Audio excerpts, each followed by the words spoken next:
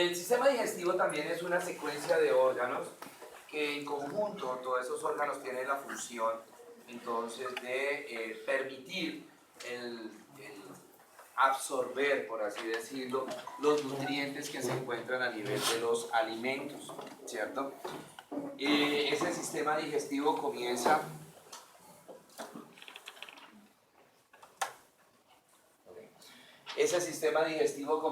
a nivel de la boca para terminar a nivel del ano. Aquí vemos la parte inferior del sistema digestivo, plastrón, que va desde el esófago, estómago, intestino delgado y la parte del intestino grueso hasta terminar a nivel del ano. El sistema digestivo comienza entonces con la boca. La boca es una cavidad que se encuentra ubicada a nivel de la región anterior y central de la cara, que está delimitada esa boca entonces en su parte anterior por los labios, en su parte posterior está el velo del paladar y está el istmo de las fauces. En su parte superior está delimitado por el techo de la boca, que lo constituye el hueso maxilar superior. En su parte inferior encontramos lo que es la base o la raíz de la lengua. Y a los lados vamos a encontrar la parte de los carrillos, que los carrillos de la mejilla corresponden a una mucosa que se encuentra ubicada en la parte, digamos, interna de la mejilla, ¿sí? ¿Alguien me puede colaborar pasando la filmina? Cualquier. En el interior de la boca, que les dije que es una cavidad, ¿qué encontramos? Vamos a encontrar las piezas dentarias, vamos a encontrar los arcos dentarios en cuyo interior se van a encontrar las piezas dentarias. Vamos a encontrar también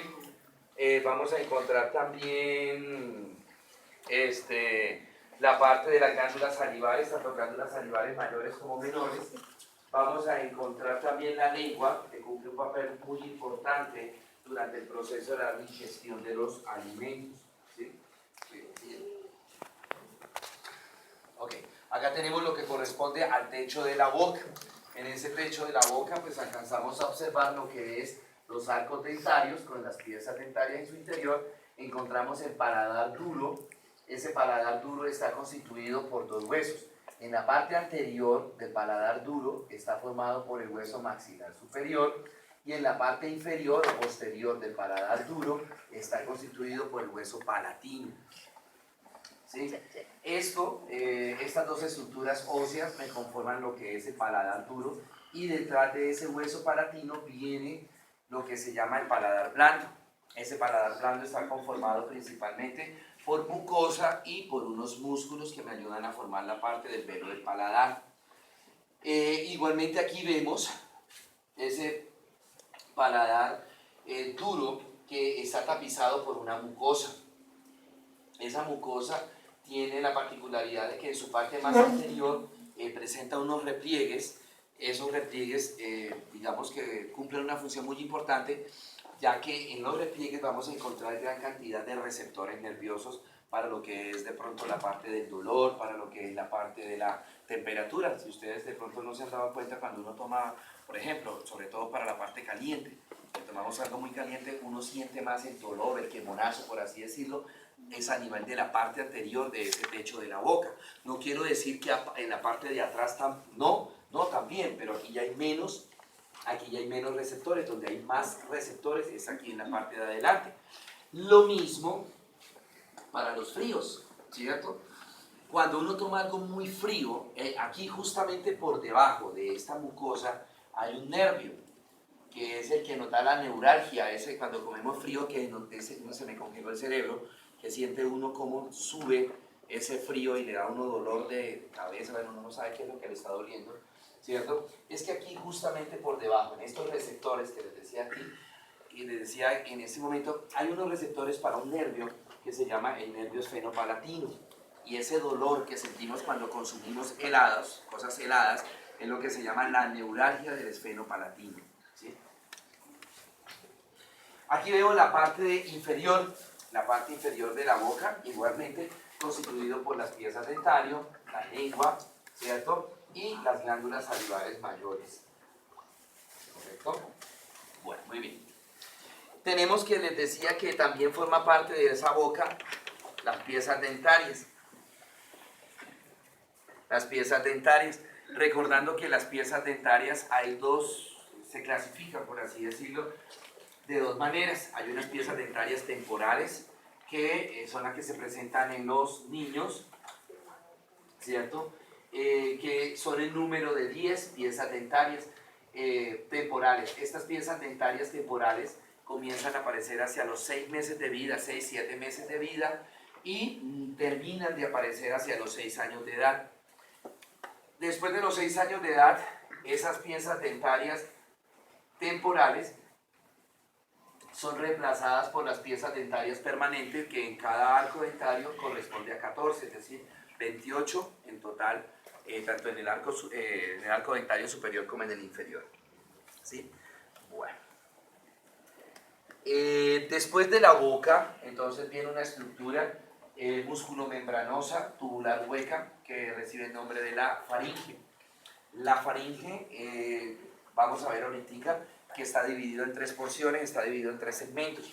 La porción más superior, la que está más arriba, recibe el nombre de rinofaringe. En algunos libros la pueden encontrar como nasofaringe, está bien, ¿sí? Nasofaringe o rinofaringe, ¿sí?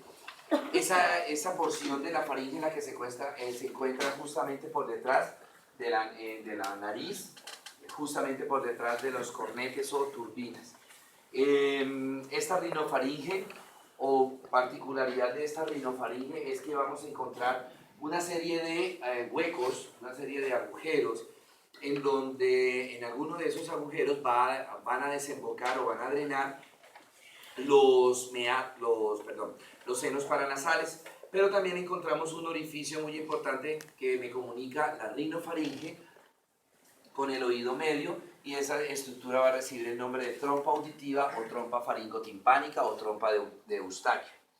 Debajo de la rinofaringe tenemos la orofaringe, que es la parte de la faringe que se abre hacia la boca. Si uno abre la boca y ve allá atrás, ve una tela, por así decirlo, una estructura rosada, que está justamente por detrás de la úvula, lo que vulgarmente nosotros llamamos la campanilla, ¿cierto? Está justamente por detrás de la úvula. Esa parte me corresponde a lo que es la orofaringe, y que linda, por así decirlo, limita con lo que es el velo del paladar. Importantísimo en esta orofaringe, porque allí vamos a encontrar un sitio que recibe el nombre de anillo de Waldeyer. En este sitio es una zona donde confluyen estructuras linfoides como son las amígdalas, la amígdala sublingual, la submaxilar, y las amígdalas paratofaringeas, que son las que cuando nosotros abrimos la boca se ven al lado y lado. Después de la orofaringe, entonces tenemos lo que es la laringofaringe, que esta laringofaringe es la que se va a poner en contacto con la laringe, estructura importante que encontramos a nivel de la laringofaringe en la epiglotis. Esta epiglotis, como lo habíamos visto cuando vimos respiratorio, es un cartílago que me está formando parte de la laringe, y que su función es la de, cuando nosotros estamos deglutiendo, me cierra la vía aérea, y por eso pronto cuando nosotros comemos no podemos respirar, o estamos comiendo o estamos respirando. Acá tengo entonces tengo la cavidad oral, donde tengo los labios, las piezas dentarias, tengo el maxilar superior y tengo el hueso palatino formándome el techo de la boca, tengo la lengua, especialmente la base de la lengua. Aquí lo que hablamos de que es el velo del paladar, el venerismo de las fauces. Veo la faringe, ¿sí?, que se extiende en sus 3 porciones, la rinofaringe, que está detrás de las cornetes, la orofaringe, que está detrás del velo del paladar, y la laringofaringe. Como estructura importante, le decía ahorita, de esa laringofaringe es encontrar la epiglotis, ¿cierto? La epiglotis, que está la vía aérea y está la vía digestiva. Entonces, lo que hace la epiglotis es esto: cuando deglutimos o cuando vamos a deglutir, cuando el alimento viene por la orofaringe, la epiglotis hace esto, me cierra la vía aérea, y entonces me queda permeable la vía digestiva, y entonces el alimento pasa hacia la vía digestiva. ¿Correcto? Bueno, Tenemos ahora, después de la faringe, tenemos otro órgano que es el esófago. El esófago es una estructura también músculo-membranosa tubular hueca que se encuentra colapsada de anterior a posterior. Esta estructura es un tubo de pequeño diámetro pero de gran longitud que se extiende desde el cuello, es decir, desde la unión con la faringe hasta el abdomen, donde se conecta con el estómago. El esófago tiene tres porciones: una porción cervical, una porción torácica y una porción abdominal. El esófago presenta tres sitios de estrechez, tres sitios donde normalmente el esófago se adelgaza. El primer sitio es en la unión con la faringe. El segundo sitio es donde se lo comprime o está justamente por delante los bronquios principales y el callado de la aorta. Y el tercer sitio es cuando el esófago pasa el músculo diafragma para hacerse de torácico abdominal y pasa por el hiato esofágico.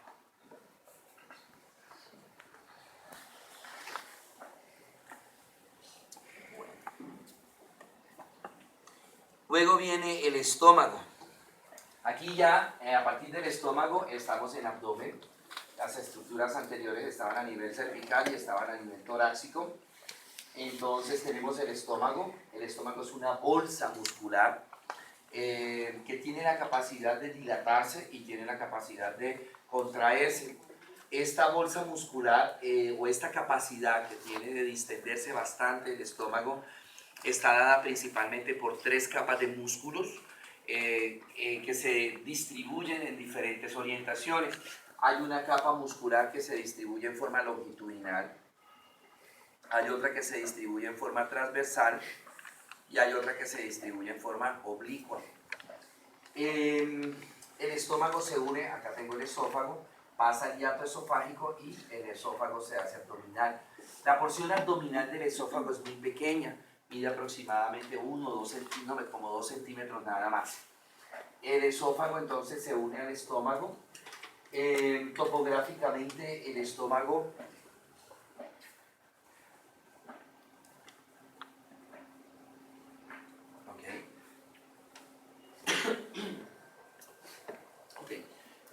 topográficamente el estómago, entonces, como les decía, se une al esófago y esa unión se llama la unión esófago-gástrica.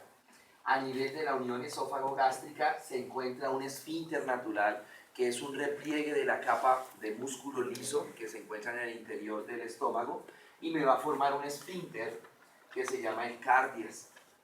Ese esfínter me permite el paso del alimento del esófago al estómago, ¿sí? Topográficamente el estómago tiene tres porciones que son el fondo, el cuerpo y el antro pilórico, ¿sí? Presenta una curvatura menor y presenta una curvatura mayor.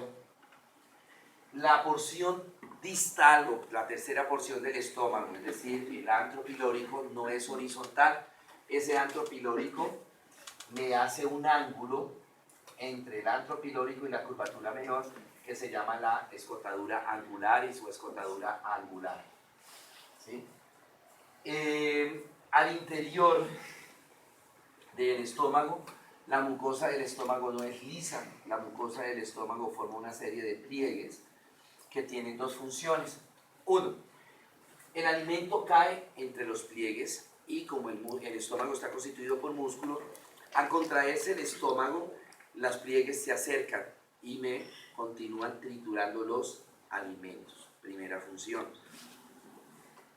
Segunda función, al interior de estos pliegues, microscópicamente, en esos pliegues hay una serie de células, diferentes células. Hay unas células que se llaman parietales, otras células se llaman principales, otras células se llaman simógenas, que van a secretar, cada una de ellas van a secretar diferentes sustancias, y esas sustancias van a metabolizar los alimentos cuando llegan de la boca al estómago. El proceso de digestión de los alimentos comienza en la boca. Cuando pues, uno se echa un pedazo de alimento en la boca, comienzan los dientes a triturar los alimentos. La lengua juega papel muy importante porque la lengua se encarga de voltear, de revolver los alimentos. Las glándulas salivares comienzan a secretar enzimas como es la amilasa, la lipasa, principalmente amilasa y la tialina. Estas dos sustancias o estas dos enzimas comienzan el proceso de digestión. Cuando ya el alimento se encuentra bastante mezclado con saliva, el alimento pasa del esófago, de la boca al estómago. Y ese momento es cuando el alimento recibe el nombre de bolo alimenticio. Pasa de la boca a la faringe, de la faringe al esófago y del esófago al estómago. En su trayecto o en ese camino que va pasando el bolo alimenticio, a nivel de la faringe y a nivel del esófago realmente no hay ninguna mezcla del alimento con sustancias, con enzimas. Simplemente son un camino más por donde deben pasar los alimentos para llegar al estómago. Cuando ese bolo alimenticio llega al estómago, se mezcla entonces con estas secreciones que me producen las células parietales principales y las células simógenas para continuar el proceso de la digestión. Ese proceso de la digestión, la finalidad es de ir desdoblando los alimentos en las partículas originales, es decir, ir separando los alimentos en vitaminas, minerales, proteínas, carbohidratos, aminoácidos, etc. Muy bien. A nivel del artro pilórico, existe, si ustedes se dan cuenta, viene el artro pilórico y aquí sufre un adelgazamiento. Ahí en ese sitio de adelgazamiento existe un segundo esfínter natural que se llama el píloro. Y el píloro permite el paso del alimento del artro pilórico al duodeno. Que el duodeno se constituye la primera porción o la primera parte del intestino delgado. ¿Sí? ¿Cuáles son las sustancias que se secretan acá? Entonces existen unas células, que reciben el nombre de las células parietales. Esas células parietales me van a producir ácido clorhídrico y me van a producir el factor intrínseco antianémico. Existen otras células que se llaman las células principales y esas células principales me van a producir pepsinógeno. Y existen otras células que se llaman las células simógenas. Esas células simógenas me producen moco y me producen bicarbonato. El moco, esa mucina que liberan esas células simógenas, al ponerse en contacto con el agua que traen los alimentos, se convierten en moco. Y ese moco cubre esta mucosa, la cubre. ¿Para qué? Para que cuando las células parietales produzcan el ácido clorhídrico y las células principales produzcan el pepsinógeno, ese ácido clorhídrico, ese pepsinógeno no actúe directamente sobre esta mucosa, sobre este epitelio, sino que actúe sobre los alimentos. Entonces, ese moco tiene una función de barrera, tiene una función de defensa.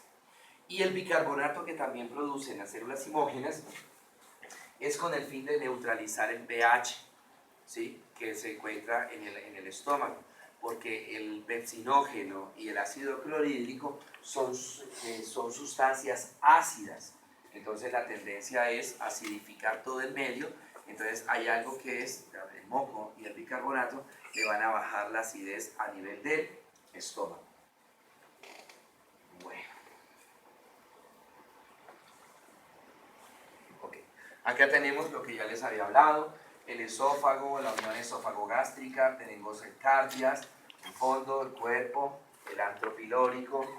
En el antro pilórico hay un adelgazamiento, ahí vamos a encontrar el píloro, y luego viene ya el intestino delgado. Aquí tengo la curvatura mayor del estómago, tengo la curvatura menor del estómago. A nivel de esas curvaturas,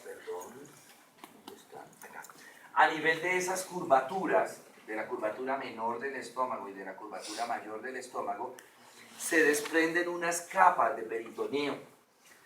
Unas capas de peritoneo que contienen grasa. De la curvatura menor hacia el hígado hay una capa de peritoneo que recibe el nombre de epiplón menor o también llamada aumento menor. Y de la curvatura mayor sale otra capa de peritoneo grande que sale de la curvatura mayor y se dirige hacia abajo del abdomen como a manera de delantal y me forma lo que se llama el epiplón mayor o el aumento mayor. ¿Sí? El estómago está relacionado principalmente con dos órganos, uno que va a ser el hígado y otro que va a ser el vaso. Con el hígado se relaciona a través de un ligamento que se llama el ligamento hepatogástrico y con el vaso se relaciona con un ligamento que se llama el ligamento gastroesplénico.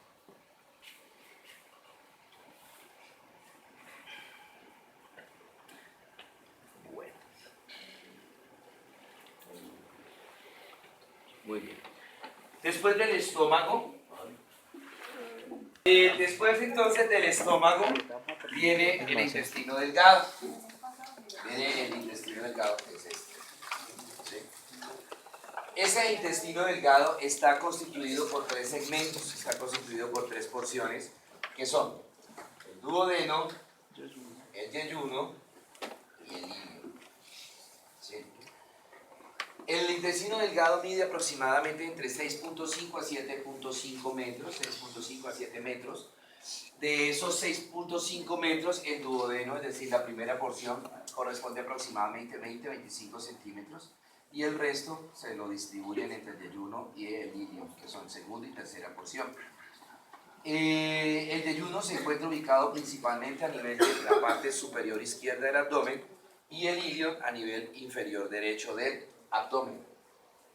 La primera porción del duodeno, la primera porción del intestino delgado recibe el nombre del duodeno. Ese duodeno, como les dije, más o menos mide aproximadamente 25 centímetros, tiene un trayecto en forma de letra C. Ese duodeno tiene en ese trayecto circunscribe 4 porciones.